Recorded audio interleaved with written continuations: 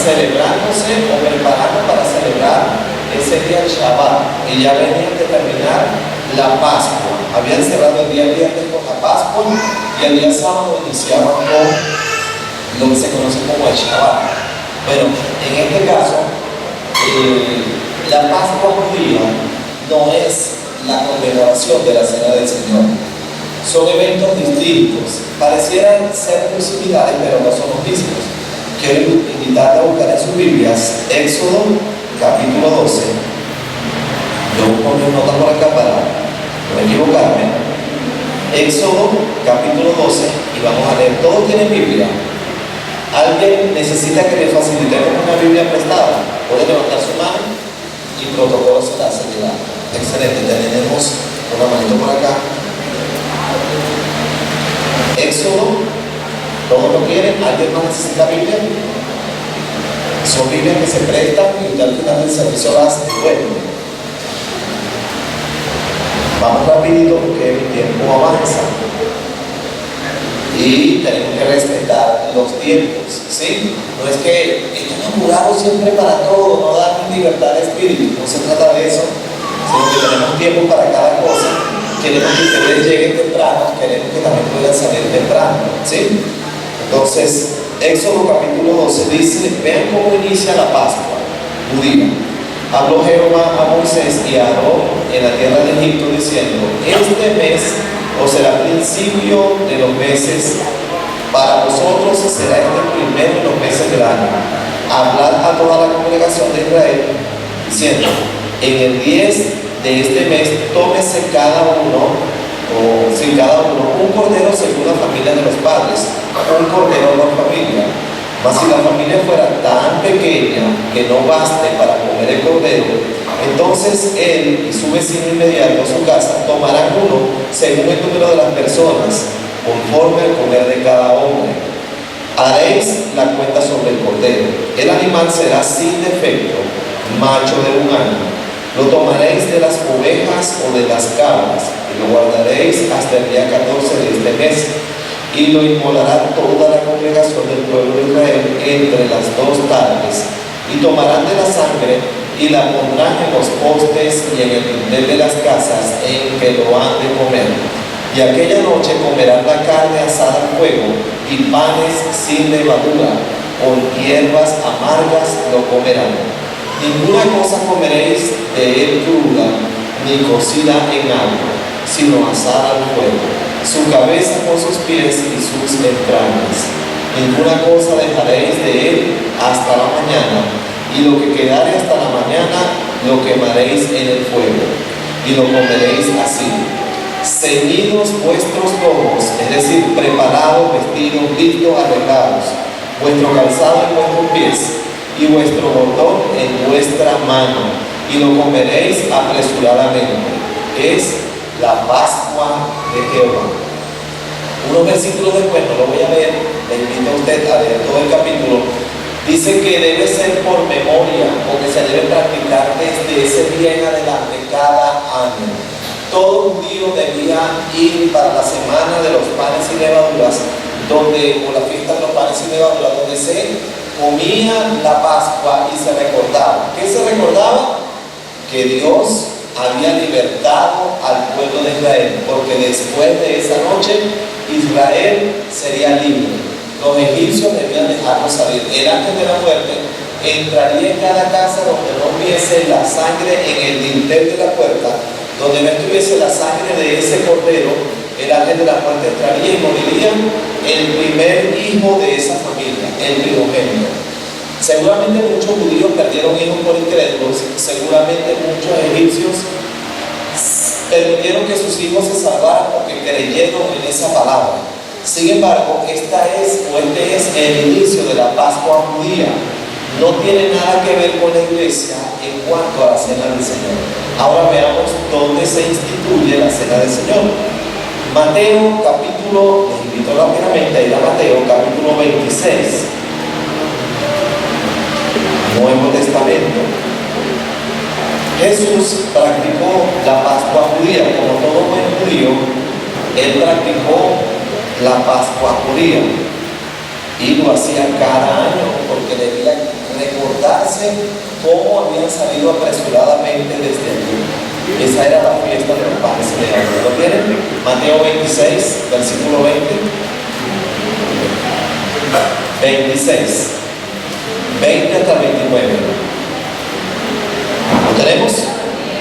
Fíjense ustedes, cuando llegó la noche, se sentó a la mesa con los 12, y mientras comían, dijo: de cierto os digo que uno de vosotros me va a entregar.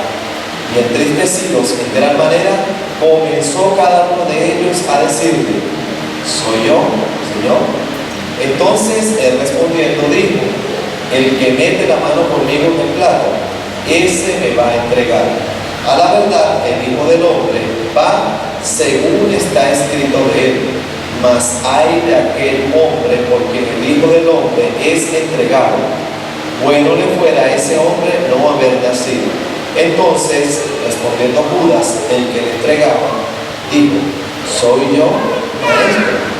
Le dijo: tú lo has dicho. Verso 26. Y mientras comían, es decir, ¿qué comían? La Pascua, ¿sí?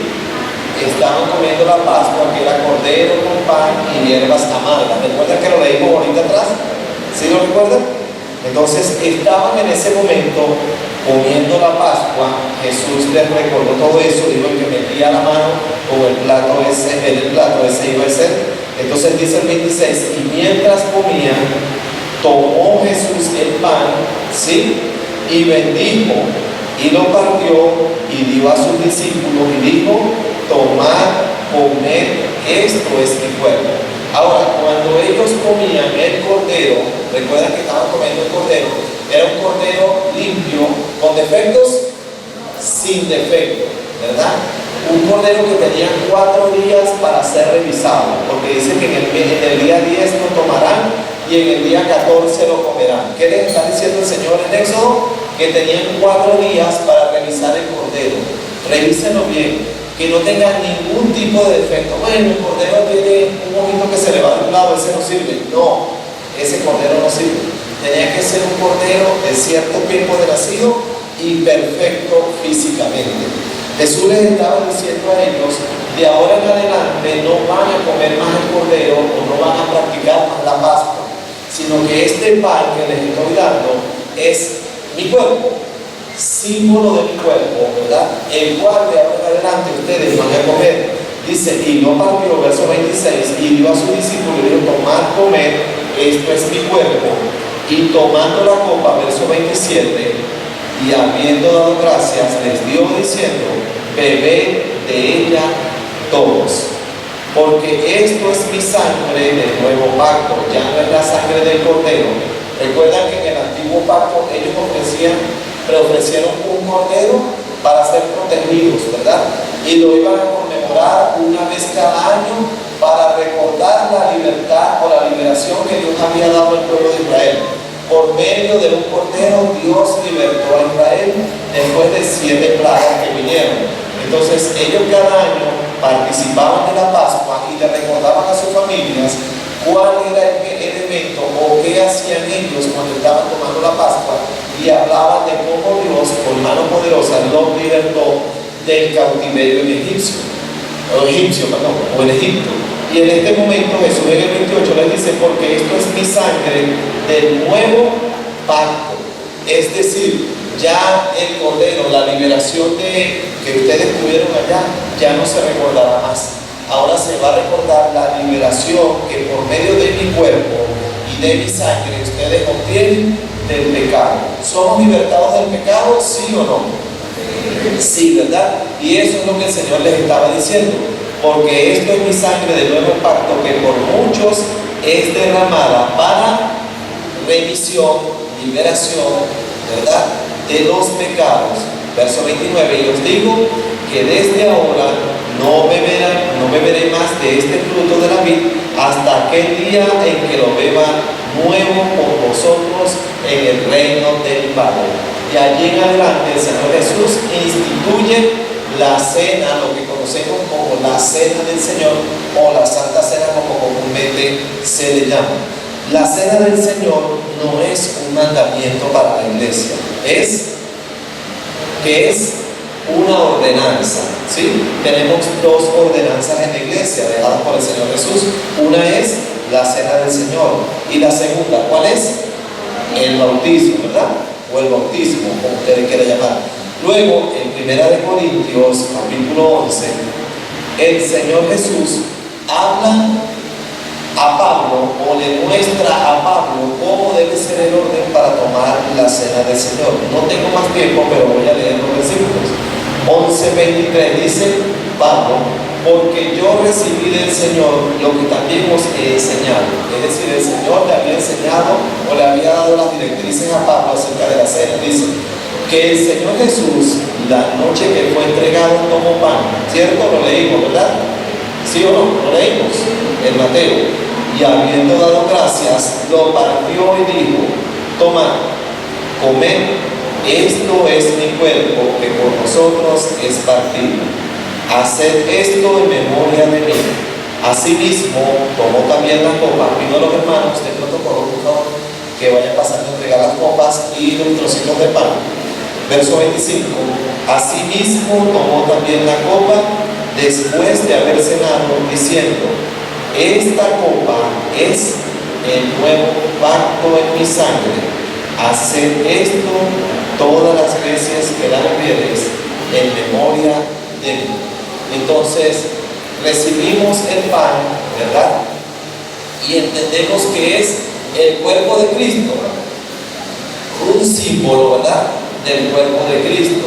Y esa copita que ustedes reciben allí, que simula ser vino, pero realmente es Jamaica, entonces es un símbolo de la sangre de Cristo. No es literalmente la sangre de Cristo, ni es literalmente el cuerpo de Cristo. Es sencillamente un símbolo. Si estuviésemos diciendo que ese es el cuerpo de Cristo y que esa es la sangre de Cristo, entonces estaríamos cometiendo un pecado llamado canibalismo, porque estaríamos diciendo: este cuerpo me estaré comiendo, o estaré comiendo cordero yo, ¿qué parte del cuerpo será esta? ¿O de dónde vendrá esta sangre? ¿De cuál vena? No, es sencillamente un símbolo del cuerpo y de la sangre del Señor Jesús. ¿Quiénes deben tomarla? Aquellas personas que tengan uso pleno de lo que van a tomar o de lo que van a participar, que tengan conocimiento, el entendimiento. Esto significa el cuerpo de Jesús y la sangre de Jesús. Es básicamente lo que está diciendo el apóstol Pablo. ¿Quiénes no deben participar tampoco? Aquellas personas que tengan alguna situación pendiente no arreglada. Y cuando me refiero a eso es que no sean cristianos. Pero yo no creo en Jesús así, mi manera de creer en Jesús es otra, o tengo ciertas circunstancias por allí de pecados no confesados a Dios. Óigame, no pecados confesados al pastor, sino pecados no confesados al Señor. Situaciones ocultas que usted no haya reconocido como un pecado y donde usted no haya permitido que el Señor obre en esa situación para que sea, digamos, sano del pecado. Amén. Entonces, en esta mañana ya estamos listos para participar de los símbolos del Señor. Quería recordar un poco lo que el Señor Jesús hizo. Él dio su vida en la cruz del Calvario por cada uno de ustedes. Gracias. Él derramó su vida, dice la Escritura, en la cruz por cada uno de nosotros. Ese cordero que se ofrecía allá en Egipto, o que se ofreció en ese momento en Egipto, y que después ellos siguieron practicando cada año, todo el tiempo, durante una semana, guardaban una fiesta llamada la fiesta de los panes sin levadura. Ya estamos libres. La iglesia no hace más ese tipo de ritos. ¿Por qué? Porque el Señor Jesús instituyó para la iglesia una nueva ordenanza, que esto simula, o básicamente simula, no, que esto simboliza, exacto, el cuerpo de Cristo. Volvemos a leer en 1 Corintios capítulo 11, versículo 24. Y habiendo dado gracias, lo partió y dijo: tomad, comed, esto es mi cuerpo que por vosotros es partido. Hacemos esto en memoria de Él. y recordamos el sacrificio que Él hizo en la cruz de Calvario. Le invito a cerrar sus ojos y a darle gracias al Señor, porque fue el único que se halló digno de poder venir a esta tierra, libre de pecados, y de ofrecer su vida en la cruz del Calvario. En el Antiguo Testamento se exhibía un cordero limpio, sin manchas, sin arrugas, sin ningún tipo de defecto físico. Y ese cordero fue el Señor Jesús, quien pudo derramar su vida aquí en la cruz del Calvario por cada uno de nosotros. Hoy, Señor, recordamos ese acto de fe, de valor y también de amor por cada uno de nosotros, Señor, donde en este momento recordamos lo que hiciste en la cruz del Calvario por cada uno, Señor, de nuestras vidas. Gracias, Dios, te doy por haber enviado a tu Hijo Jesús a morir en la cruz del Calvario por cada uno de nosotros. Y en este momento, al participar de este pan, recordamos ese acto de valor que Él llevó a cabo en la cruz. Puede tomar el pan.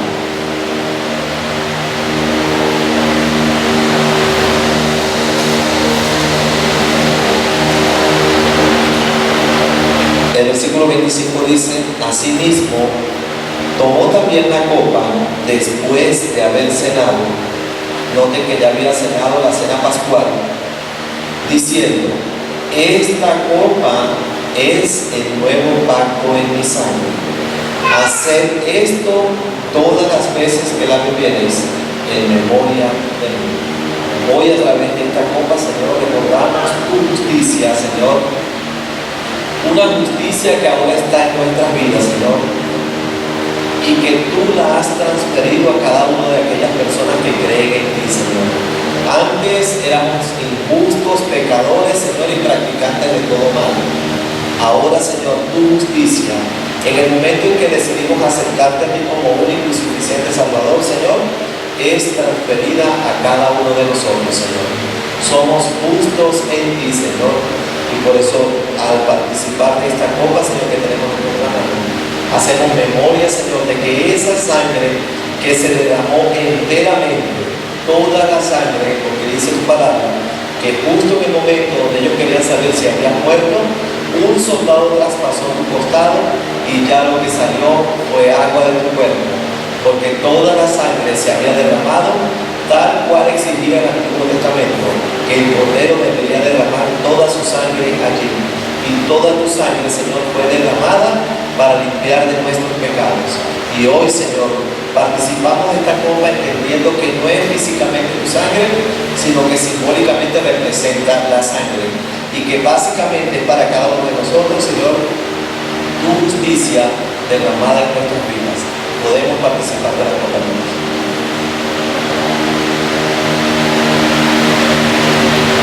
Gracias, Señor Jesús, por el sacrificio, por tu vida, Señor, y por lo que hiciste por cada uno de nosotros, Señor. Y que hoy podemos cantar, Señor, con alegría diciendo: libre soy del pecado y de la muerte, Señor, porque con tu sangre nos has comprado y nos has limpiado. Y como dice Apocalipsis, de todo pueblo, lengua, nación, etnia y tribu, Señor, tú nos has comprado con esa sangre. En el nombre de Jesús agradecemos, Padre, por ese gran sacrificio de tu Hijo Jesús. Amén y amén. Hermanos, vamos a Hechos capítulo 2 y vamos a retomar nuestras prédicas acerca de este interesante libro, Hechos de los Apóstoles o Hechos del Espíritu Santo. Oramos. Padre, en el nombre de Jesús, te agradecemos por este maravilloso día que podemos estar aquí reunidos, Señor, hablando de tu palabra, adorándote, levantando las manos, cantarte y sobre todo recordar ese sacrificio que hiciste en la cruz del Calvario, Señor, mediante la cena del Señor del recordatorio, Dios, que tú nos dejaste, Señor, para saber, para recordar lo que tú hiciste, Señor, en nuestro vida. Padre, en el nombre de Jesús también, Señor, bendice a cada hermano que hoy está aquí presente y a los que no pudieron venir también, Padre amado, para que seas tú, Señor, ministrando en sus vidas y en sus corazones. Y también, Señor, quiero interceder en este momento por mis hermanos que están enfermos, Dios, por mi hermano Juan, por mi hermano Carlos, por mi hermano Luis Enrique, Señor, por Carolina, Por cada uno de estos hermanos, Señor, que tienen algún padecimiento de salud o han sufrido algún accidente, Dios, que seas tú ministrando en sus cuerpos, Dios. Tu Espíritu Santo que moras en ellos, Señor, tú sabes cuál es su dolencia, tú sabes cuál es su enfermedad. Que seas tú sanándolo a cada uno de ellos, Señor, de manera que solo tú, Señor, sabes hacer las cosas. En el nombre poderoso, santo y glorioso de tu Hijo Jesús. Amén. Para hacer una pequeña introducción o entrar en contexto de lo que venimos hablando, estaba en una celebración en el capítulo 1 de Hechos, una celebración importante. Jesús le dice a ellos que no se vayan de Jerusalén. Estamos hablando de los apóstoles cuando Jesús asciende al cielo, no se vayan, sino que quédense en el aposento alto. Se reunieron ellos, los 12 discípulos más aproximadamente 120 personas.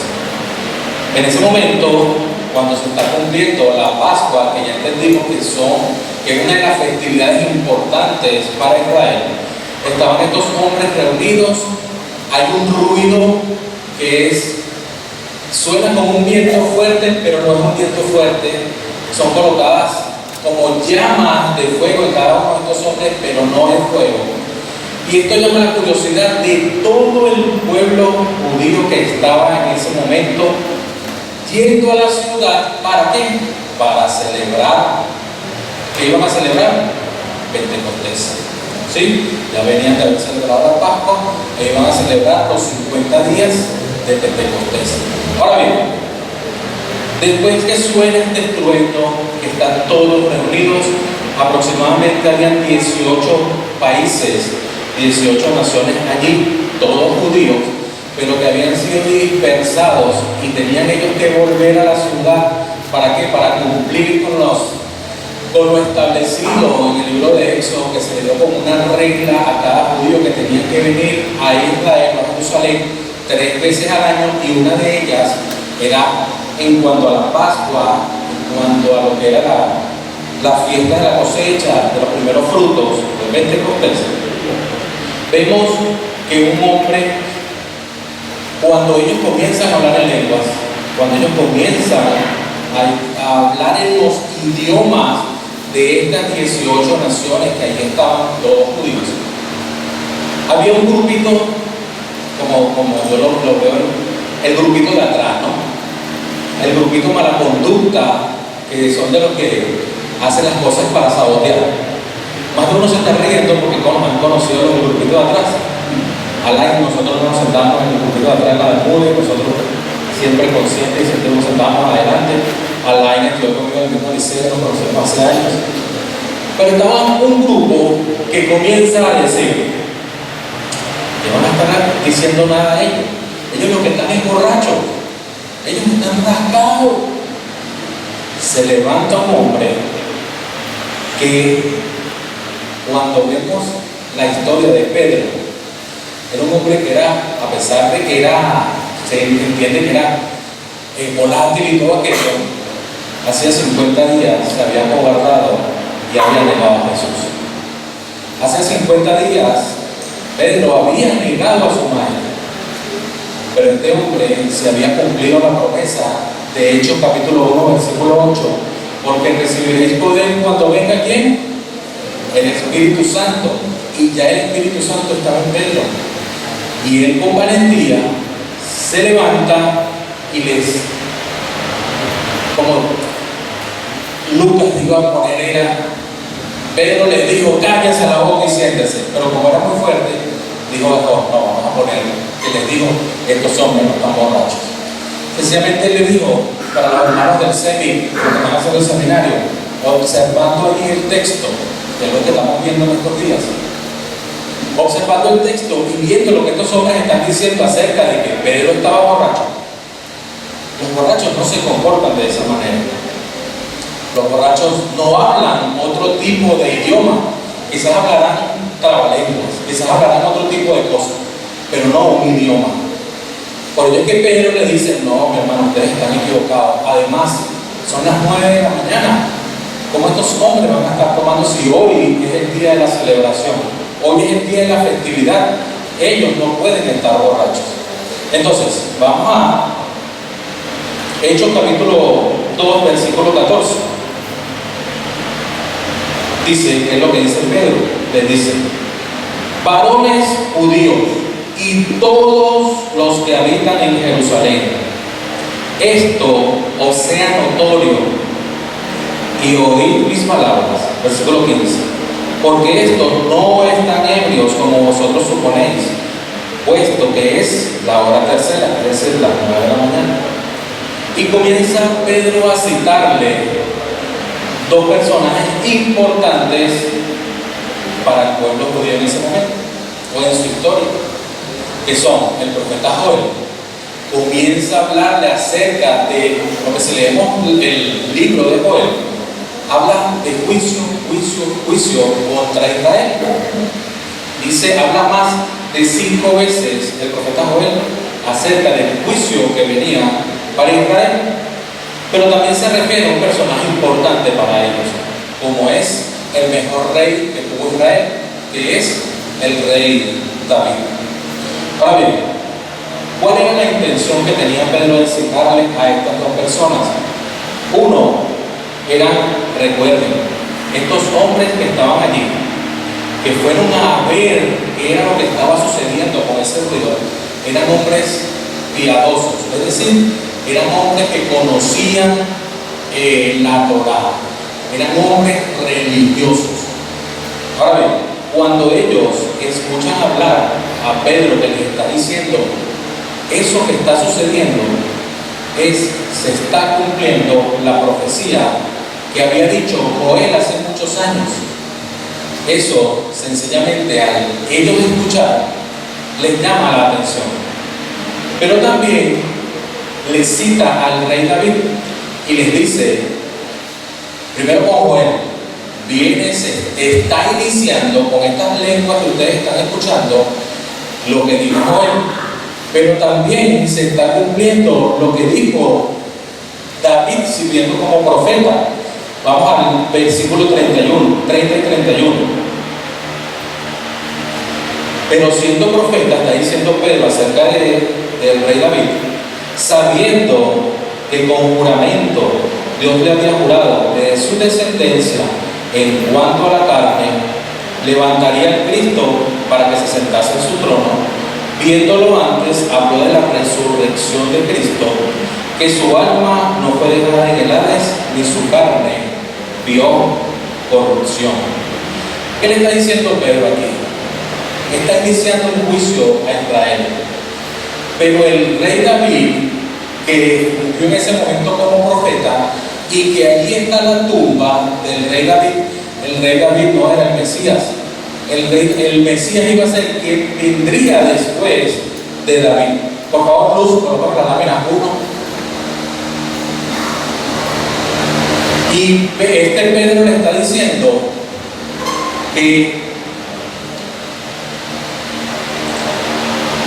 versículo 31, 30 y 31, pero siendo profeta y sabiendo que con juramento Dios le había jurado que de su descendencia, está hablando acerca de quién, de Jesús, en cuanto a la carne, levantaría el Cristo, es decir, al Mesías, para que se sentase en su trono. Viéndolo antes, habló de la resurrección de Cristo, que su alma no fue dejada en el Hades, ni su carne vio corrupción. Es decir, miren a David, que él no era el Mesías.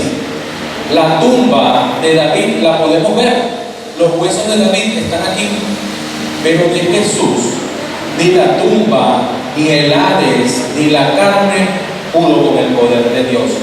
Él no está en la tumba, Él ha resucitado, y de lo cual nosotros, dice más adelante, nosotros somos testigos.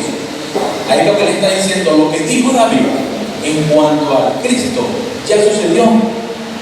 En cuanto al Mesías que ustedes están esperando, hombres religiosos, recuerden que estamos hablando de 18 naciones que eran hombres piadosos, que venían a cumplir lo que se le había establecido en cuanto a la ley de su religión. Él les estaba diciendo, Jesús no está en la tumba. Ese profeta o ese Cristo del cual estaba hablando David es Jesús, y Él ya resucitó. Entonces, en el versículo 32, Pedro se lo deja claro. A este Jesús resucitó Dios, de los cuales nosotros somos testigos. ¿Quiénes nosotros? Recuerden que cuando Pedro se levanta a hablar y a dirigirse a todas estas personas para explicar lo que estaba sucediendo, se pararon los 11 discípulos. Ellos también se pusieron de pie. ¿Y qué significa esto? Respaldo. Nosotros estamos respaldando lo que este hombre está diciendo. Y algo bien interesante que es el ser testigo. Hoy día, la persona que es llamada para ser testigo, si la persona dice mentira, se llama perjurio, es condenado con cárcel. Pero en ese tiempo era bien difícil que una persona se levantara a jurar o a confesar algo diciendo un hecho si era mentira. Porque si no se levantaban o no tenían como respaldo de dos o más personas, esta persona era un mentiroso y el perjurio se pagaba con muerte. Pedro se levanta y en ese momento se levantan los otros 11 como para decir: nosotros somos testigos de que Jesús resucitó. Entonces allí, por ello es un respaldo impresionante el hecho que estos hombres se hayan levantado, porque le están diciendo, y ellos están cumpliendo, Hechos capítulo 1, verso 8, porque le estaban siendo testigos al Señor Jesús. ¿En dónde estaban? En Jerusalén. Entonces se estaba cumpliendo ahí Hechos capítulo 1, verso 8, porque ellos sirvieron en ese momento de testigos de que Jesús no estaba en la tumba, sino que Él había resucitado. Ahora bien, algo interesante que tenemos que entender aquí, porque más adelante, cuando estemos más avanzados en Hechos, tenemos que estar claros. Uno, ¿por qué se presentó ese acto de hablar en lenguas? ¿O por qué sucedió ese acto único de hablar en lenguas? Primero, porque tenía que cumplirse la profecía del profeta Joel. ¿Para qué se habló en lenguas? ¿O por qué estos hombres hablaron en estos 18 idiomas? Los hombres que estaban allí, que por eso les vuelvo a repetir, eran hombres religiosos y conocían la Torá, ellos sabían que el profeta Joel había dicho de que en los postreros tiempos iban a haber personas que iban a hablar en lenguas, como lo que sucedió aquí. Ahora bien, cuando ellos vieron a estos 120 personas que estaban hablando distintos idiomas que ellos entendían, sencillamente ellos, Pedro, cuando comienza a hablarle, ¿ustedes recuerdan lo que dijo Joel? Ellos sencillamente juicio para Israel. Eso era la intención por la cual se habló en ese momento en lenguas. Por ello es que vamos a ver momentos en el libro de los Hechos cuando varios hermanos le dicen: ¿y ustedes han recibido el Espíritu Santo? Hay unos que decían: no lo hemos recibido. Se imponían las manos, y que eso también hay que explicarlo en su momento, lo de la imposición de manos. Y esas personas eran llenas del Espíritu Santo y empezaban a hablar en lenguas. ¿Pero por qué empezaban a hablar en lenguas? Era porque había un judío presente. Y ese judío tenía que escuchar que se estaba iniciando el juicio que había profetizado Joel. Pero en otras oportunidades, cuando se le decía: ¿has recibido el Espíritu Santo?, y ellos decían que no, y se imponían las manos y eran llenos del Espíritu Santo, no hablaban en lenguas. ¿Por qué? Porque no había un judío presente. Entonces, porque era el momento en que se estaba cumpliendo lo que Joel aquí había establecido, y tenían que escucharlos toda la casa de Israel. ¿Ven? Ok. Ahora bien, cuando estos hombres escuchan hablar a estos profetas, ciertamente para ellos fue sorpresivo. Cuando Pedro les dice: es el cumplimiento de la profecía de Joel, y es el cumplimiento de lo que había dicho el rey David, sencillamente ellos se atemorizaron. Hubo en ellos ¿qué? Un temor bien importante. Ciertamente el domingo pasado vimos cómo él habló acerca de cuando se habla del juicio del Señor, que muchas personas se atemorizan, muchas personas le dan miedo. Pero ya nosotros hemos hablado acerca de lo que se refiere al juicio del Señor. Y la Biblia así lo ha dejado claro, de que nosotros como iglesia, sencillamente cuando venga el juicio del Señor, es cuando venga a juzgar el pecado. Entonces quiere decir que nosotros como iglesia, señores y señoras, señoras y señores, hermanos todos, la iglesia sencillamente en ese momento estará juzgando con el Señor Jesús, porque sería arrebatada la iglesia, que lo vimos en 1 y 2 de Tesalonicenses en las prédicas pasadas, es que la iglesia sería arrebatada y vendría en el día del juicio de Dios, que es cuando vuelve Jesús con su iglesia a juzgar el pecado. Entonces, cuando se habla del día del juicio de Dios, está hablando de ese momento cuando viene por la iglesia. Pero en este caso, él le está hablando directamente a ¿quién? A Israel, que el juicio venía era para Israel. Nosotros, en cuanto a ese momento, evidentemente no tenemos por qué preocuparnos, o por qué asustarnos, o por qué tener temor. Pero ¿qué pasa con aquellas personas que no conocen a Cristo? ¿Qué pasa con aquellas personas a las cuales nosotros somos responsables de abrir nuestra boca y predicarle a esas personas? Muchas veces nuestro mensaje no es el correcto. Muchas veces nosotros hemos dado un mal mensaje. Por favor, ponme la lámina 2, luz. Muchas veces, mis hermanos, nosotros hemos querido ablandar el Evangelio. Muchas veces nosotros hemos querido endulzar el Evangelio. Queremos no ofender con el Evangelio. No queremos llamarle a lo bueno, bueno, y a lo malo, bueno. Si hay personas que son homosexuales, bisexuales, heterosexuales, binarios, drogadictos, borrachos, adúlteros, fornicarios, desobedientes, malos esposos, mala esposa, mal hijo, etc. Le decimos, tranquilo, Dios te entiende, sigue haciéndolo así, Él te ama.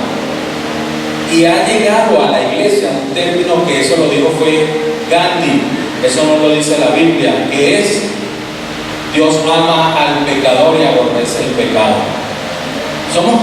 Le hemos dicho a personas este tipo de término, lo cual no lo dice la Biblia. La Biblia dice que Dios está airado en cuanto al que comete pecado todos los días, así lo dice la Biblia. Hemos cambiado, mi hermano, la manera de evangelizar. Evidentemente no podemos decirle a las personas, si no te arrepientes te vas al infierno y tal, y la persona no conoce esos términos. Las personas no saben de lo cual le estamos hablando, pero muchas veces lo juzgamos al momento de evangelizarlo.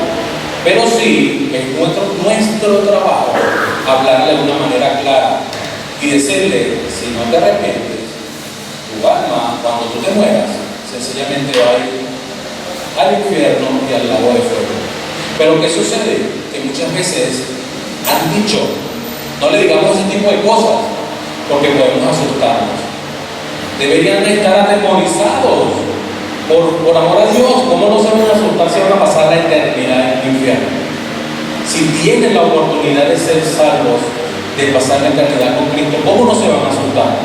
Y es la responsabilidad de nosotros como iglesia decirle a las personas tal cual lo que dice la Biblia.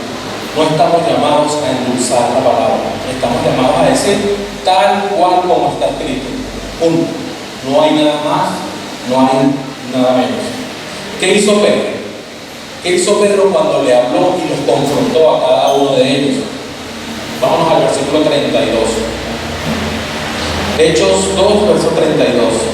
Sepa, pues, ciertísimamente, esto es una requete afirmación, ciertísimamente toda la casa de Israel, que a este Jesús, al que vosotros crucificáis, Dios le ha hecho Señor y Cristo. Por favor, a la lámina 3, 2. Es decir, vámonos un momentico al versículo 23 y dice: a Jesús, entregado por el determinado consejo y anticipado conocimiento de Dios, prendisteis, es decir, lo agarrasteis y matasteis por manos de inicuos, crucificándole. ¿Qué le estaba diciendo Pedro aquí a todos esos judíos que estaban allí? Primero, montaste un complot para matar a una persona que no había hecho absolutamente nada malo. Segundo, le hiciste un juicio nocturno, un juicio en la noche, lo cual por la ley eso estaba prohibido. Duraste toda la noche juzgándolo y tú sabes que eso era ilegal. Tercero, a quien entregaste a unos inicuos. Concepto de inicuos se refiere a una persona que se opone activamente a la ley y a los mandamientos de Dios. Esta persona actúa de manera injusta y rebelde, mostrando falta de respeto tanto hacia Dios como hacia la sociedad. ¿A quién se está refiriendo Pedro aquí? Ustedes se lo dieron a los romanos sencillamente para que lo matasen. En resumidas cuentas, ¿qué les estaba diciendo Pedro a esos hombres? Ustedes son unos asesinos. Ustedes mataron a Cristo. Ahora bien, luego que Pedro los confronta y le dice lo que habían hecho realmente, lo que había sucedido, estos hombres sencillamente no hayan qué hacer, no saben qué hacer. Y por ello que en el verso 37 dice: y al oír esto se compungieron de corazón. ¿Qué significa ese compungir? Es como si ellos hubiesen sentido que una espada les estuviera atravesando el corazón. Es como ese desgarre en el corazón que ellos estaban sintiendo en ese momento. Es por ello que ellos dicen: ¿y qué vamos a hacer? Y dijeron a Pedro y a los otros apóstoles: varones hermanos, ¿qué haremos? Y aquí es bien interesante, porque ellos entendieron su condición de pecadores. Ellos entendieron que a pesar de haber sido muy religiosos, a pesar de haber estado todo el tiempo cumpliendo con la ley, ellos sencillamente eran pecadores. No estaban haciendo las cosas conforme a Dios lo había establecido para acercarse a Él. Eran simplemente religiosos. En comparación, estos hombres con nosotros, cuando nosotros, los que hoy creemos en Cristo, cuando nos hicimos conscientes, y entiéndase la palabra consciente porque esto es un gran para entender esa palabra, es interesante saber de que yo creo que lo escuché del pastor Iván o del pastor Adam. Cuando a un niño tú le dices: si tú metes la mano en ese enchufe, te va a pegar corriente. El niño no es consciente de que le va a pegar corriente, pero sí sabe lo que le dijeron que le va a pegar corriente. Pero no sabe qué es eso. Él va a hacerse consciente cuando le mete el dedo y le da. Ahí el niño es que se hace consciente de que algo con la corriente no se le mete la mano. Cuando nosotros nos hicimos conscientes que éramos pecadores y que la paga del pecado era la muerte y que nosotros no teníamos salvación, hicimos la misma pregunta que ellos: ¿y qué hacemos? ¿Qué hacemos nosotros ahora? Muchas veces personas a las cuales usted va y le habla, porque por favor la lámina me sigue, te dicen: pero es que, oye, yo no he matado a nadie. Bueno, si usted no ha matado a nadie, pero usted ha pensado mal de su hermano, usted es un asesino.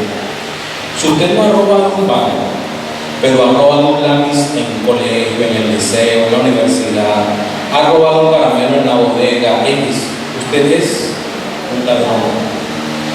Si usted dice pocas mentiras o llama algunas mentiras, tú sabes, esas mentiritas blancas, es un mentiroso. Si usted ha sido fiel con su cónyuge, pero ha codiciado o codiciado a la mujer ajena o el hombre ajeno, usted es un adúltero de corazón.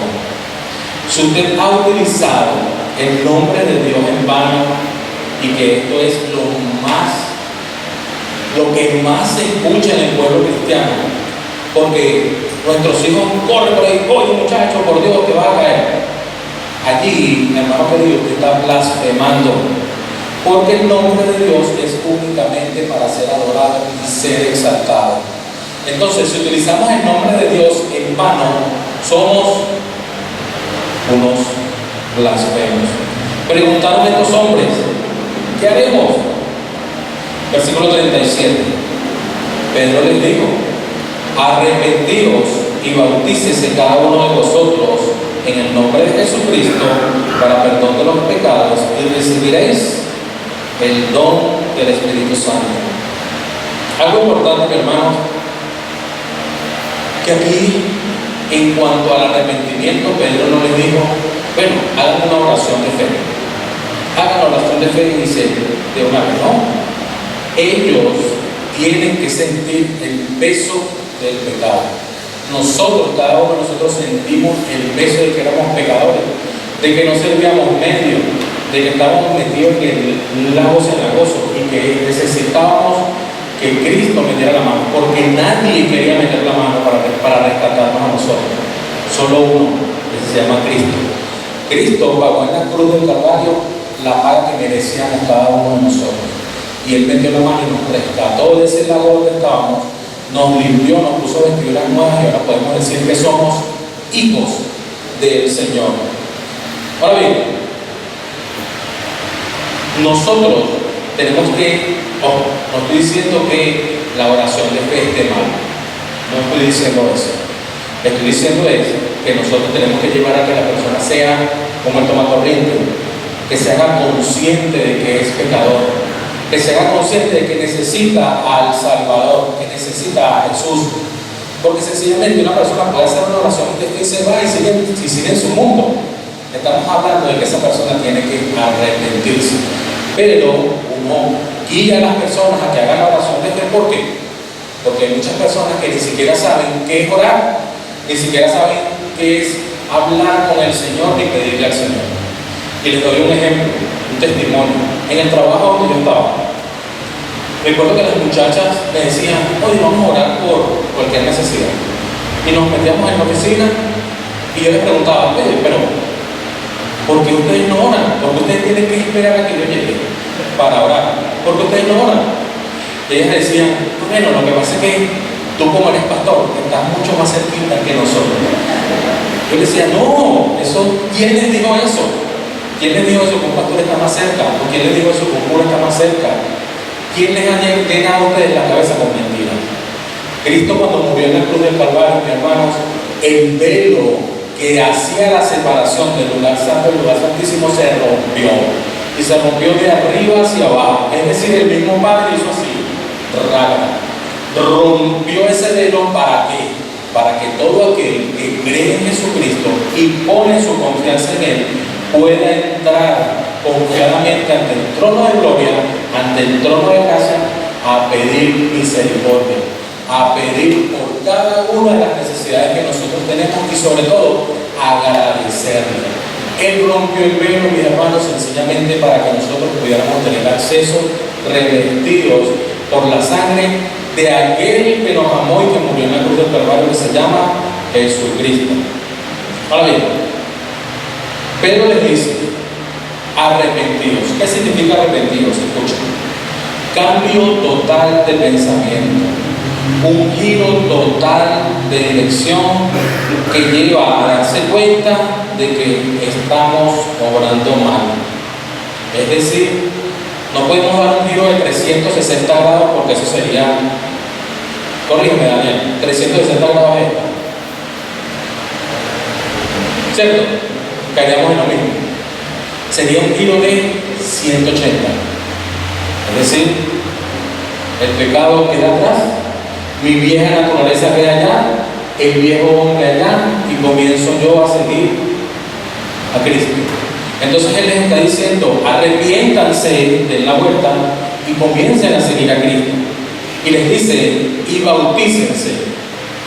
Y esto es bien interesante, porque Lamentablemente hay hermanos y hay congregaciones cristianas evangélicas, ojo, se respetan lo que ellos piensan, pero por lo menos nosotros no lo compartimos, y es que es necesario el bautismo para el perdón de pecados. Si fuese de esa manera, es decir, Cristo hizo la mitad del negocio y la otra mitad la hago yo. Es decir, si yo no me bautizo, no se me ha perdonado los pecados, se me perdonó solo la mitad. Y para completar la otra mitad tengo que bautizarme. Eso no tiene sentido. ¿Por qué? Porque Cristo pagó con toda su sangre, como lo estaba diciendo el pastor Iván, que hasta salió agua de su cuerpo, porque la derramó toda por el perdón del pecado completo, los de ayer, los de hoy y los de mañana, por toda la humanidad. Entonces, pensar que es necesario el bautismo para el perdón del pecado, mis hermanos, es una mala observación y aplicación de lo que aquí está en el texto. Si eso fuera así, vámonos a Marcos capítulo 2, versículo 1 al 5. ¿Vamos a ver? No. Marcos 2, del 1 al 5. Todo el mundo conoce la historia del paralítico y los 4 amigos. Entró Jesús otra vez en Capernaum, después de algunos días, y se oyó que estaba en casa. Es decir, la gente escuchó que Jesús está ahí. E inmediatamente se juntaron muchos, de manera que ya no cabían ni aún a la puerta. Y les predicaba la palabra. Versículo 3 dice: entonces vinieron a él unos trayendo un paralítico, que era cargado por 4. Y como no podían acercarse de la causa de la multitud, descubrieron el techo de donde estaban, y haciendo una abertura, bajaron el lecho que yacía el paralítico. Al ver Jesús la fe de ellos, no solo de los 4, también del paralítico, la fe de esos muchachos que estaban allí, dijo al paralítico: hijo, tus pecados te son perdonados, y apenas salga de aquí, agarra tu lecho y te vas a bautizar. No le dijo eso, le perdonó sus pecados inmediatamente. Segundo ejemplo, Lucas capítulo 7, verso 36 al 48. Uno de los fariseos rogó a Jesús que comience con él. Y habiendo entrado a casa del fariseo, se sentó a la mesa. Entonces la mujer de la ciudad, que era pecadora, al saber que Jesús estaba a la mesa en casa del fariseo, trajo un frasco de alabastro con perfume, y estando detrás de él, por la posición en cuanto a se sentaba, detrás de él a sus pies, llorando, comenzó a regar con sus lágrimas sus pies, y los enjugaba con sus cabellos, y besaba sus pies, y los ungía con perfume. Cuando vio esto el fariseo que le había convidado, dijo así: si fuera profeta, conocería quién y qué clase de mujer es la que le toca, que es pecadora. Entonces respondió Jesús, le dijo: Simón, una cosa tengo que decirte. Y él le dijo: di, maestro. Un acreedor tenía 2 deudores. El uno le debía 500 denarios y el otro 50. Y no teniendo ellos con qué pagar, perdonó a ambos. Di pues, ¿a cuál de ellos le amará más? Respondió Simón: pienso que aquel a quien perdonó más. Y él le dijo: rectamente has juzgado. Y vuelto a la mujer, dijo: Simón, ¿ves esta mujer? Entré a tu casa y no me diste agua para mis pies, mas esta, regando mis pies con lágrimas, y los enjugó con sus cabellos. No me diste besos, mas esta, desde que entré, no ha cesado de besar mis pies. No ungiste mi cabeza con aceite, mas esta ha ungido con perfume mis pies. Por lo cual te digo que sus muchos pecados le son perdonados, porque amó mucho. Mas aquel a quien se le perdona poco, poco ama. Y a ella le dijo: tus pecados te son perdonados. No le dijo: ve y bautízate. Otro ejemplo, y lo vimos en el seminario ayer. Está un hombre con las manos, 10 hombres leprosos, Y Jesús ellos le gritan: Maestro, sánanos, Señor, sánanos. Y Jesús le dice: bueno, vayan a donde los sacerdotes y díganle, muéstrensele a ellos. Cuando ellos iban caminando, sencillamente estos hombres fueron limpios. De los 10, solo se devolvió uno. Y dice la Escritura que ese que se devolvió no solo fue sano, sino que fue salvo también. A él también le fueron perdonados sus pecados. Y el clásico, el que todos conocemos, el malandro redimido, o el ladrón, ex ladrón redimido en la cruz. Es que no hay cómo decirlo. El que estaba en la cruz redimido, ¿sí? A él no le dijo: bájate de la cruz y bautízate. Entonces, como nosotros entendemos que el bautizo sencillamente es una ordenanza, al igual que lo es la administración de la cena, que el Señor nos ordenó que teníamos que hacerla para recordatorio de él. ¿El bautizo qué es? El bautizo es una ordenanza que nos dio: ir y hacer discípulos y bautícenlos. Entonces, ¿qué le estaba diciendo Pedro aquí a este Señor? Era a estos señores: ustedes tienen que reconocer que Cristo es el Señor, y ustedes tienen que declarar públicamente, porque eso es lo que es el bautizo. El bautismo es una declaración pública donde hay testigos, las personas que están allí, donde hay otros testigos que son los ángeles, y donde está el mismo Señor sentado en su trono viendo lo que está sucediendo allí, para ser testigos de lo que Cristo ordenó. Y de ese momento en adelante, es decir, como un anillo, usted va a ser seguidor de Cristo. ¿Por qué? Porque ellos pidieron perdón, se arrepintieron, comenzaron a seguir y se inscribieron. Es como decir que se inscribieron en un partido político, y en ese momento los representa el carnet. Allí sencillamente ellos están diciendo: yo soy ahora seguidor de Cristo, y le está haciendo público a todo el mundo que está allí. Entonces, no es necesario el bautismo para perdón de pecados. Ya Cristo nos lo perdona en el momento que nos arrepentimos. Pero usted tiene que bautizar. ¿Por qué? Porque si no está en desobediencia. Porque si usted ha decidido seguir a Cristo como su Señor y Salvador, usted tiene que bautizarse. Usted tiene que ser hacedor de la palabra y de lo que Jesús ordenó. Ahora bien, ¿cuánto tiempo me queda? No me diga que sí. 2 minutos. 2 minutos, no. Ahí bien, no, 2 minutos no. No, ¿está listo? No. Ahora bien, ¿qué sucede cuando se bautiza? Para cerrar este punto aquí que me faltó leer este versículo. ¿Qué sucede cuando nosotros hemos decidido arrepentirnos? No bautizarnos, arrepentirnos. Cuando nos arrepentimos de nuestros pecados. Lucas capítulo 15, versos 6 y 7. Al llegar a casa, una persona que ha perdido una oveja y tiene 99 y va a buscar aquella que se le ha perdido, dice: al llegar a casa, reúne a sus amigos. Imagínense la fiesta y la celebración y lo contento que está este hombre por haber conseguido la oveja perdida. Reúne a sus amigos y vecinos diciéndole: gozaos conmigo, porque he encontrado mi oveja que se ha perdido. Os digo que así habrá más gozo en el cielo por un pecador que se arrepiente que por 99 justos que no necesitan arrepentimiento. Cada vez que una persona, que un pecador se arrepiente, hay fiesta y hay celebración en el cielo. ¿Por qué?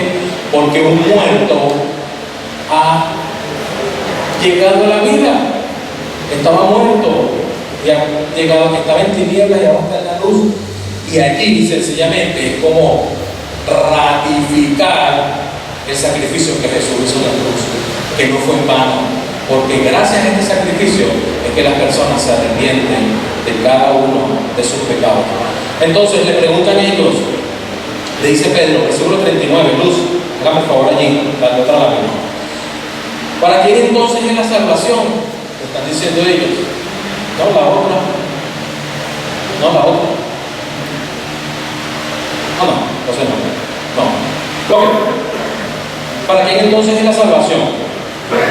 Versículo 39 dice: porque para vosotros, está diciendo Pedro a todo ese gentío que está aquí, para vosotros es la promesa, y para vuestros hijos, y para todos los que están lejos, para cuantos el Señor nuestro Dios llamare. Es decir, tanto para el judío, para sus descendientes, para los que están lejos, dispersos, pero también para todo aquel a que el Señor llame. Usted y yo, mis hermanos, hemos sido llamados por el Señor. Usted y yo hemos sido llamados para servirle. El Señor ha tenido misericordia con usted y conmigo, porque hay muchas personas que Dios no ha llamado. Hay muchas personas que sencillamente Dios no llamará. ¿Por qué? Porque sencillamente hay personas que han endurecido su corazón para escuchar del Señor.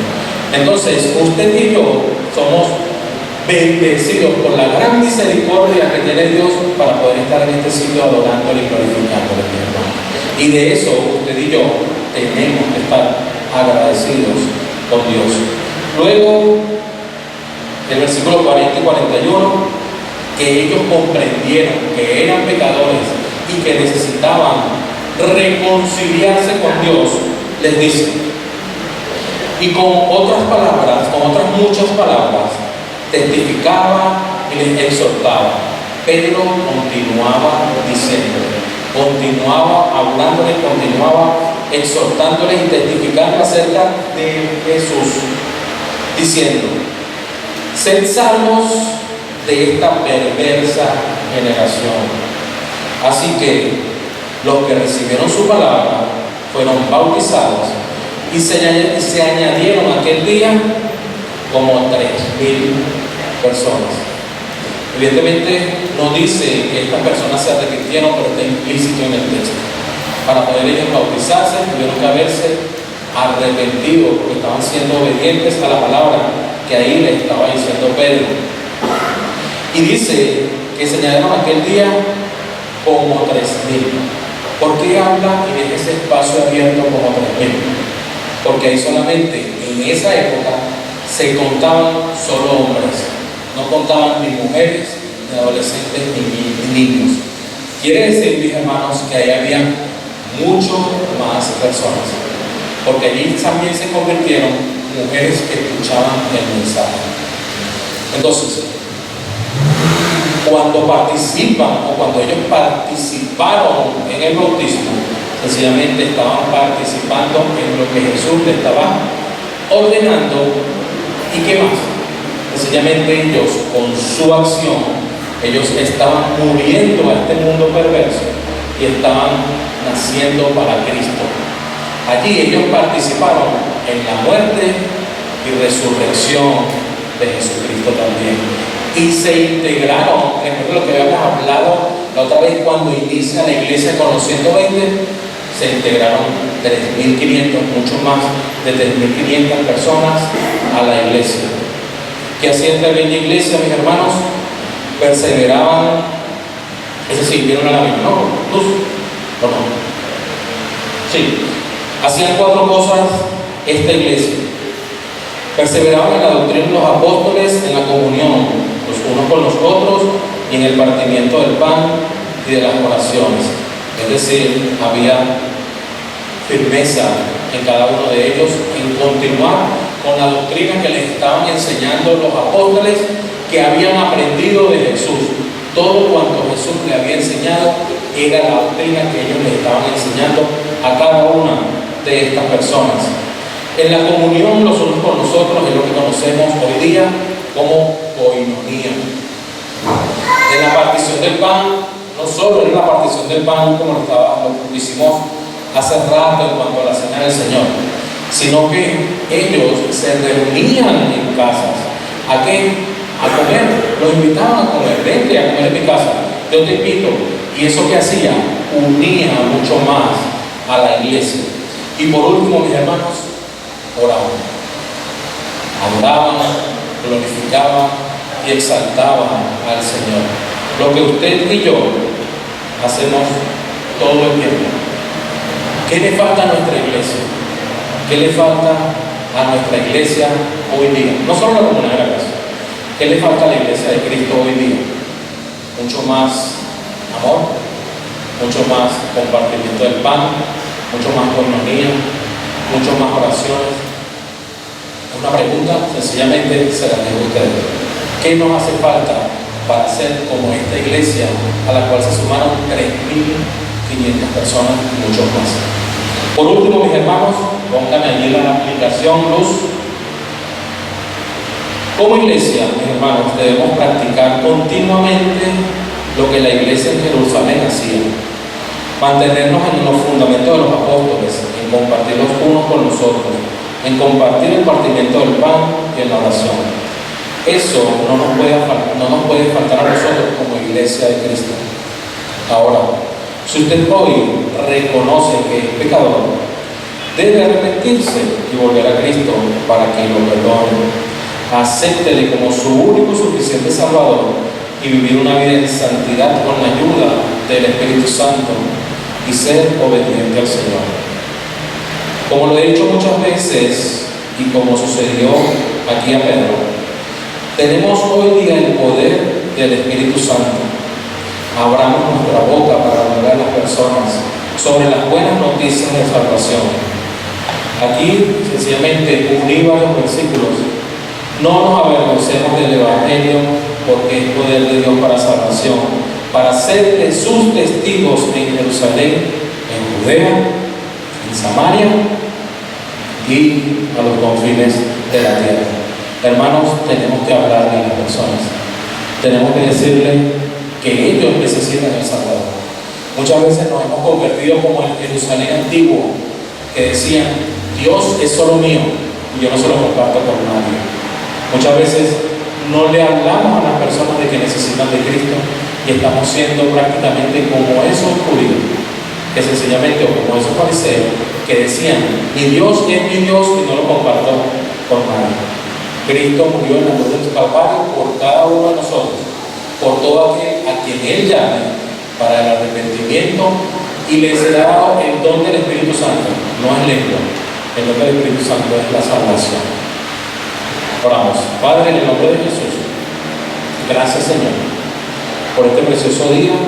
Gracias Señor por la oportunidad de predicar tu palabra, de hablar tu palabra, de poder comprender aún más, Señor, acerca de lo que tú hiciste, Señor, en esta iglesia, Señor, esta primera iglesia allí en Jerusalén, donde se agregaron, Señor, a los 12 apóstoles, donde se agregaron a los 120 que estaban reunidos en el aposento alto. Se reunieron más de 3.500 personas, Señor. Gracias, Señor, porque nos das un gran ejemplo, Señor, en tu palabra, de un hombre que se había acobardado hace 50 días, Señor, y estaba parado al frente, Señor, con ese poder, Señor, que tú le diste en tu Espíritu Santo, Señor, para que te sea testigo, y te fue testigo allí en Jerusalén. Gracias, Señor, porque podemos nosotros también tomarlo como ejemplo de poder abrir nuestra boca, porque nosotros hemos sido sellados con el Espíritu Santo y tenemos ese poder de serle testigo, Dios, de serte testigo en Jerusalén, en Judea, en Samaria y hasta en los confines de la tierra, Señor. Porque ese mismo Espíritu Santo que se derramó allí, Señor, en Pentecostés, es el mismo que tenemos en cada uno de nosotros en nuestra vida, quienes hemos decidido comenzar a seguirte y darle la espalda al pecado, Dios. Gracias a Dios por cada uno de los hermanos que hoy está aquí, Señor.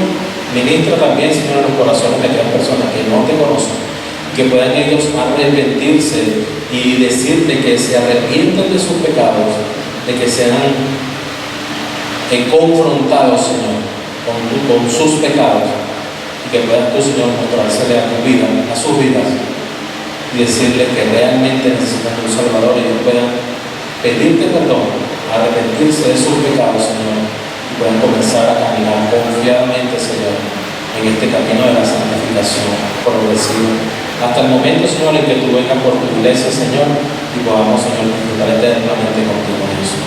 En el nombre de Cristo Jesús. Amén. Dios bendiga, hermanos.